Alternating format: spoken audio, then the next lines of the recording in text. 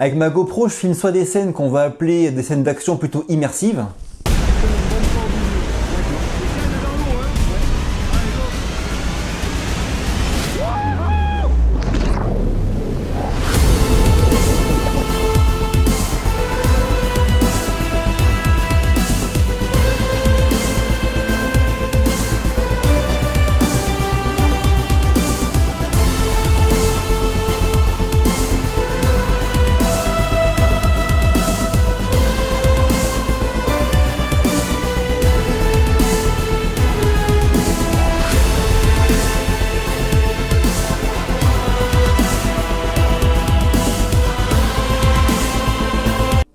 Soit des scènes plutôt de vlog ou de paysage qu'on va appeler contemplatives. Au niveau de la GoPro, vous avez vu, bon bah là j'essaie de voir un peu les limites du capteur en termes de luminosité. Et forcément pour faire des belles vidéos, il va falloir faire attention à ça.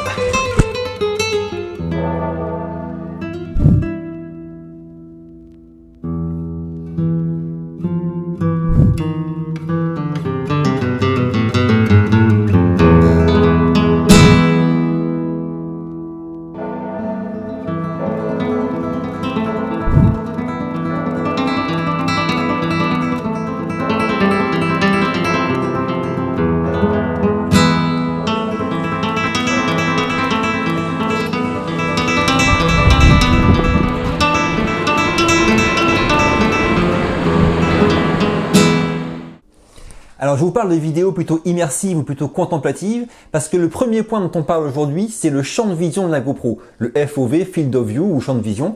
Moi je fais quasiment tout le temps du mode linéaire, d'accord? Donc j'ai l'horizon qui est plat.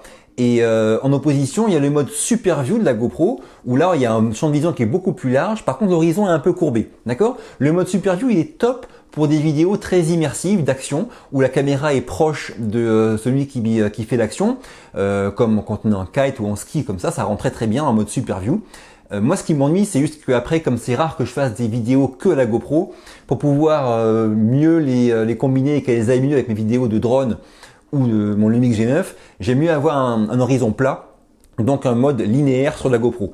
Et le hic, c'est qu'en mode linéaire, on n'a pas accès à la 4K, d'accord? Donc moi, je filme quasiment tout le temps en 2,7K linéaire. Sachez que quel que soit l'appareil, quand vous filmez, je vous conseille de prendre la résolution maximale possible par rapport à ce que vous pouvez traiter au niveau ordinateur.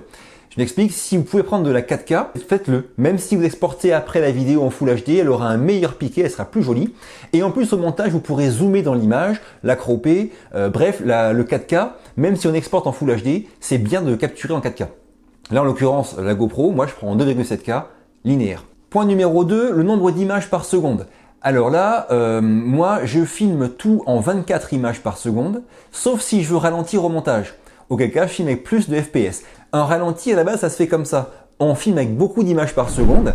Et après, avant de le mettre dans la timeline, ce plan, on le conforme en 24 ou en 25 images par seconde. Ce qui a pour effet de le ralentir. D'accord? Donc moi, je filme en 24 FPS parce que je monte tous mes projets en 24 FPS. Bien qu'en Europe, la norme soit 25. D'accord? Moi, je fais 24. Troisième point, la stabilisation. C'est le gros point fort de la GoPro 7 Black. Donc moi, je laisse en mode automatique. Parce que je veux avoir l'hyper smooth. Sauf s'il fait très sombre ou s'il fait nuit. Là, c'est vraiment dégueulasse. Elle n'arrive pas à stabiliser et à voir ce qu'elle doit stabiliser. Donc dans ce cas-là, je ne mets pas de stabilisation hyper smooth. Donc voilà, utiliser l'hyper smooth, il est vraiment top, sauf s'il fait nuit ou très sombre. Petite remarque, j'ai eu pas mal de personnes qui m'ont dit que la stabilisation hyper smooth ne marchait pas en 4K 60. C'est faux. Comme je l'ai dit, elle marche.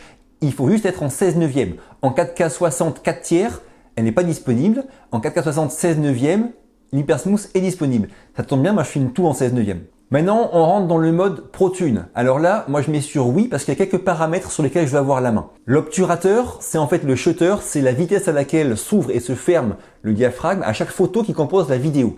Il faut savoir qu'en cinéma ou en vidéo un petit peu semi-pro ou pro, on veut avoir un flou de mouvement. Là, ma main, quand elle bouge, elle est légèrement floue pour vous.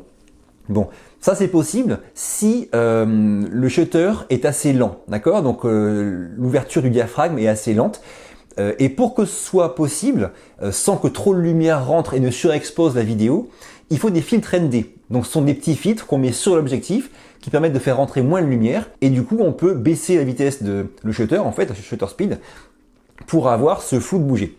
Moi sur la GoPro 7 Black, j'ai pas encore de filtre ND, donc je laisse l'obturateur en automatique. Deuxième point, la compensation d'exposition. Là, c'est un petit outil qui permet de faire une image plus ou moins exposée selon qu'il fait plus ou moins sombre, sans avoir à toucher aux ISO. Ça dépend des conditions du moment. C'est pas un réglage où je peux vous dire faites comme ci ou faites comme ça. Point suivant, la balance des blancs. Hyper important en vidéo. Le principe de base, c'est qu'on ne met jamais la balance des blancs en automatique. Pourquoi? La balance des blancs, en fait, c'est quoi? Imaginez une feuille blanche A4 que vous regardez dans votre salon le soir éclairé à la lumière. Votre œil sait que c'est du blanc. Vous descendez à la cave, éclairé à la bougie, vous la regardez, votre œil sait que c'est du blanc. Vous allez dehors en plein soleil, pareil, on sait que c'est du blanc. L'appareil photo, lui, entre la lumière du salon, celle de la cave à la bougie et celle de dehors en plein soleil, c'est un peu différent. Et lui, le rendu de la feuille blanche sera différent, il ne saura pas que c'est du blanc. Donc le réglage de la balance des blancs permet de dire à votre appareil, ça mon pote c'est du blanc et ça c'est du blanc aussi, c'est le même blanc, c'est pareil. D'accord? Si vous laissez la balance des blancs en automatique, dès que les conditions de lumière vont changer, un nuage qui passe, vous tournez, vous êtes dos au soleil puis face au soleil, bref, dès que les conditions de lumière changent, la définition qu'il fera du blanc et donc de toutes les couleurs va changer. Donc vous aurez des couleurs qui vont fluctuer en cours de plan. Ça c'est pas possible, d'accord? Donc vaut mieux se tromper dans le choix d'une balance des blancs, mais la laisser fixe, que de la laisser automatique et qu'elle bouge en cours de plan, d'accord? Donc pour la GoPro, c'est pas compliqué. Avant chaque journée où je filme, je prends ma balance des blancs, je fais bouger les Kelvin vers le haut, vers le bas, jusqu'à ce que j'estime à l'œil que le rendu des couleurs sur l'écran de la GoPro est le même que ce que je vois à l'œil nu. D'accord? Et quand ça me paraît correct, hop, c'est bon, je valide.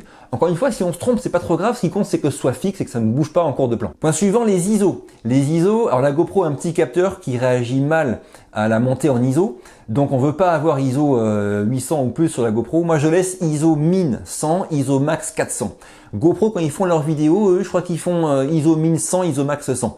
Donc à vous de voir, mais sachez que faudra pas filmer quand il fait sombre dans tous les cas. Et ISO min 100, ISO max 400, ça marche bien. Si vous filmez de nuit pour vlogger par exemple, pensez bien à vous éclairer correctement avec par exemple une lampe. Moi j'ai une lampe Aputure qui marche bien, je vous mets le lien en description si vous voulez. Et là à couper aussi l'hyper smooth parce que sinon ça va être tout flou de partout. Ensuite la netteté. Netteté, GoPro, eux ils filment en netteté faible quand ils font leurs vidéos, je crois. Moi je laisse en élevé, ça me suffit. Si vous mettez faible, moyen, élevé, peu importe, ça dépend aussi de ce que vous avez comme logiciel pour en rajouter derrière ou en enlever. En tout cas, moi je laisse en netteté élevée et ça me va comme ça. Et enfin, dernier point, les couleurs. Alors les couleurs, c'est pas compliqué. Soit vous vous y connaissez en étalonnage des couleurs avec un logiciel. Dans ce cas-là, vous pouvez jouer un petit peu avec votre logiciel pour améliorer, faire un truc plus pro et vous mettez le profil plat des couleurs dans la GoPro. Deuxième possibilité, vous n'y connaissez rien, vous laissez un profil GoPro. Par contre, si vous laissez le profil GoPro, il ne faudra pas rajouter de la saturation au montage parce qu'il est déjà hyper saturé. Donc voilà, profil GoPro pour ceux qui n'y connaissent rien et ceux qui veulent un rendu plus cinéma après avec l'étalonnage des couleurs, profil plat. Moi, je filme avec différents appareils, le drone, la GoPro, la caméra, et donc je veux avoir un profil le plus plat possible sur chacun des appareils pour pouvoir après donner un rendu global à la vidéo plus homogène et plus sympa, moins saturé que le profil GoPro. Enfin, dernier point dont je parle aujourd'hui, c'est sur les timelapse, donc les time warp.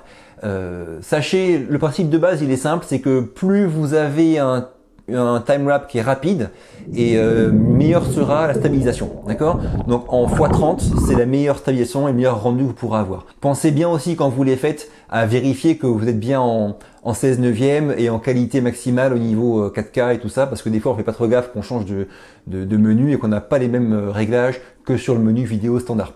Voilà, je pense que j'ai fait le tour pour aujourd'hui. Si ça vous a été utile, ça vous a plu, un pouce bleu. Ceux qui ne me connaissent pas, pensez à vous abonner. Je parle beaucoup de vidéos sur ma chaîne, mais aussi de tutos de différents styles liés à la vidéo, des vlogs et des voyages. Dites-moi en commentaire ce que vous pensez de cette vidéo-là. Je vous retrouve très vite pour la prochaine. D'ici là, bougez-vous, purée.